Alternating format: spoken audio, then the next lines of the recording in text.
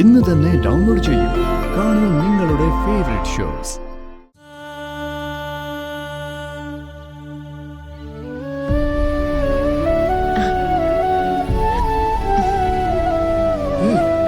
നന്നായി വരും.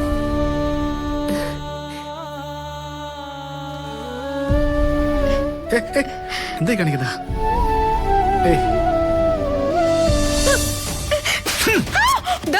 നിന്നെ ഞാനിന്ന്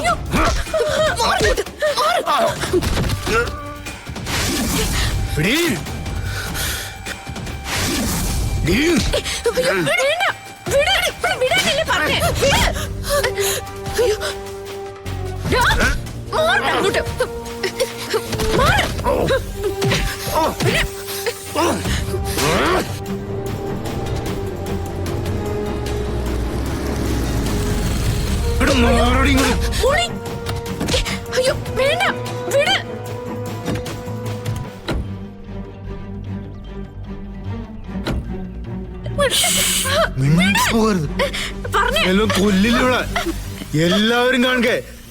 സെൽവന് പരസ്യമായി തല്ലിയവൾക്ക് സെൽവൻ പരസ്യമായ ഒരു സമ്മാനം കൊടുക്കാൻ പോവാ. സെൽവനുകൾക്ക് മുത്തം കൊടുക്കാൻ പോവാ. കറ്റടി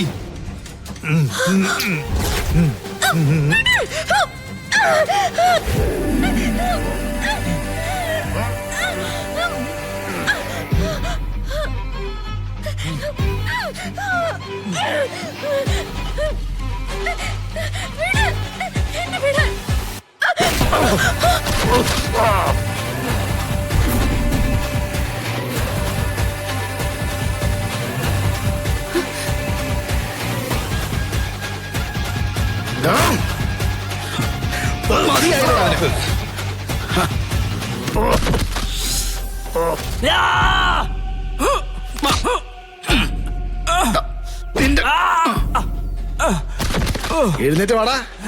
വാടാ എടാ ചെലവാ, വാടാ, വാ, എണീക്കടാ, വാ. നിക്കണം. ഇനി പരിസരത്ത് കണ്ടുപോരുത്.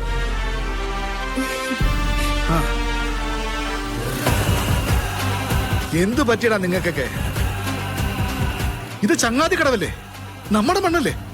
ഇവിടെ ഒരു പെങ്കൊച്ചിന് നേരെ ഒരുത്തൻ അപമാനിയായിട്ട് പെരുമാറിയ ചോദിക്കാനും പറയാനോ ആരുമില്ലേ?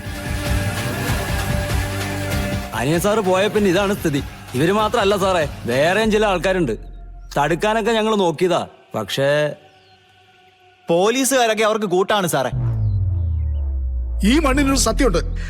അത് പാലിക്കാത്ത ഏത് ഗുണ്ടകളാണെങ്കിലും ശരി, പോലീസുകാരാണെങ്കിലും ശരി, തെരുവിലിട്ട് തല്ലണം. ഇനി ഒരുത്തൻ ഈ ചങ്ങാതിക്കടവിലെ ഒരു പെൺകുട്ടിയുടെ ദേഹത്ത് തൊട്ടാ അവരെ തീർത്തിട്ടായിരിക്കും ഞാൻ അടുത്ത ജയിൽവാസത്തിന് പോന്നെ.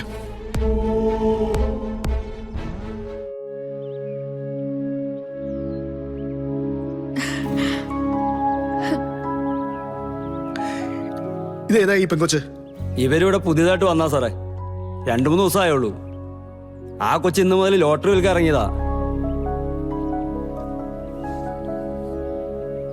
സാറേ, പണ്ട് നമ്മുടെ ഏലിയാമ്മച്ചി ഒരു കൊച്ചിനെയും കൊണ്ട് നടന്നിരുന്നില്ലേ, ഒരു നരുന്ന് കൊച്ച്. അതാ ഇവള്, നമ്മുടെ മോളിക്കുട്ടി. ഓർമ്മയുണ്ട്.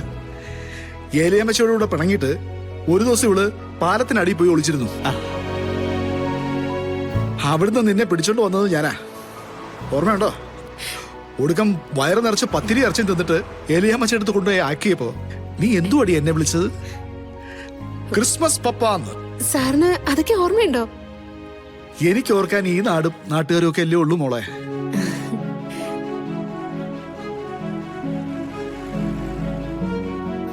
എന്താ മോളുടെ പേര്? കൃഷ്ണ. അവള് രാഹുകാലം കഴിഞ്ഞിട്ട് ആദ്യത്തെ ടിക്കറ്റ് വിൽക്കാൻ വേണ്ടി കാത്തു നിന്നതാ സാറേ. എന്നാ പിന്നെ രാഹുകാലം കഴിഞ്ഞല്ലോ, ഐശ്വര്യമായിട്ട് എനിക്കൊരു ടിക്കറ്റ് ഇതാ. എടുത്തു കൊടുക്കുവച്ചേ, ഇതിലും നല്ല കൈനീട്ടം വേറെ എവിടെ നിന്ന് കിട്ടാനാ? അനിയൻ സാറിന്റെ കൈ കൊണ്ട് തുടങ്ങിന്ന് പറഞ്ഞാലേ പിന്നെ അങ്ങോട്ട് പിടിച്ചാ കിട്ടൂലോ വച്ചേ. അതിങ്ങ് എടുക്കും മോളെ.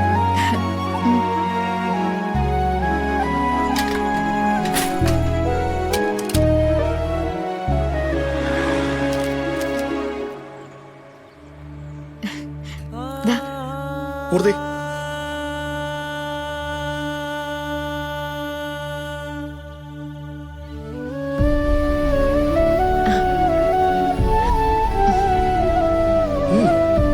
നന്നായി വരും.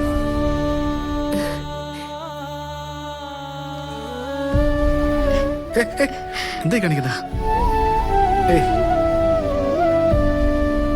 എല്ലാവരും ഇവിടെ അനിയൻ സാറിനെ കുറിച്ച് ദൈവത്തെ പോലെ എന്നാ പറഞ്ഞിരുന്നെ. ഞാനൊരു ആപത്തിപ്പെട്ടപ്പോ ദൈവത്തെ പോലെ തന്നെ വന്നു. നന്ദിയുണ്ട് സർ. ഇനി ആരുടെയും ശല്യം ഉണ്ടാവില്ല. എന്ത് സഹായം വേണമെങ്കിലും മോക്ക് ധൈര്യമായിട്ട് എന്നോട് പറയാം. നന്നായി വരും. പോട്ടെ, ഞാനൊന്ന് വീട് വരെ പോട്ടെ. വൈകുന്നേരം ഇങ്ങോട്ട് ഇറങ്ങാം. മൂർത്തി, പോ.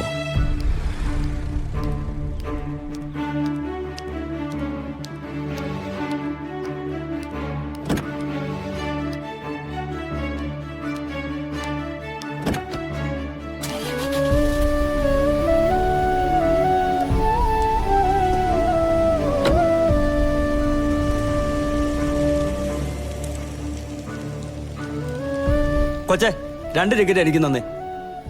കൊച്ചേ എനിക്കൊരു ടിക്കറ്റ് എടുത്തു. ആഹാ. കണ്ടോ കൊച്ചെ, അനിയൻ സാർ തുടങ്ങി വെച്ചപ്പോ തന്നെ കച്ചവടം കൊഴുക്കുന്ന കണ്ടോ? ദാ. എനിക്ക് പറഞ്ഞതാ. എന്നാ കോൾ അടിച്ചല്ലോടി. അനിയൻ സാറ് നിന്നെ ഏറ്റെടുത്തിരിക്കുമല്ലേ? പറഞ്ഞത് കേട്ടപ്പോ ഇങ്ങനൊരു സംഭവമാണെന്നൊന്നും ഞാൻ പ്രതീക്ഷിച്ചില്ല. എന്തൊരു തേജസ് ആ മുഖത്ത്.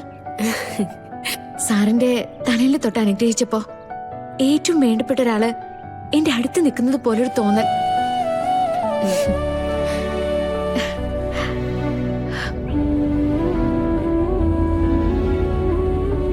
എന്താണെന്നറിയില്ല, ആ ലോട്ടറി വിൽക്കുന്ന പെൺകുട്ടിയില്ലേ കൃഷ്ണ, അവൾ എന്റെ കാല് തൊട്ട് അനുഗ്രഹം വാങ്ങിച്ചപ്പോ എന്തൊക്കെയോ നഷ്ടബോധം പെട്ടെന്ന് മനസ്സിൽ വന്നെന്നറിഞ്ഞു.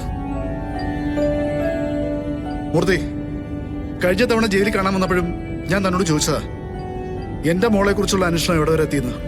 അന്വേഷിച്ചിരുന്നു സാർ, ഒരുപാട് സ്ഥലത്ത് അന്വേഷിച്ചിരുന്നു, പക്ഷെ കിട്ടിയില്ല. കണ്ടെത്തണം. ജയിലിലെ ഇരുട്ടില് രൂപമറിയാതെ ഞാൻ അവളുടെ വളർച്ച കണ്ടിട്ടുണ്ട്.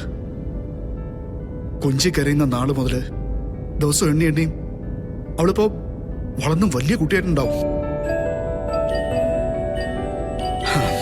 കാണും മൂർത്തി, ഞാൻ എന്റെ മോളെ കാണും. വീട്ടിലെല്ലാവരും കാത്തിരിക്കോ? ഇനിയിപ്പോ നേരെ അങ്ങോട്ടല്ലേ? ഇനി ഇവിടെ തന്നെ ഈ ചങ്ങാതി കടവില് പഴയതുപോലെ സ്വസ്ഥമായിട്ട് ഈ മണല്.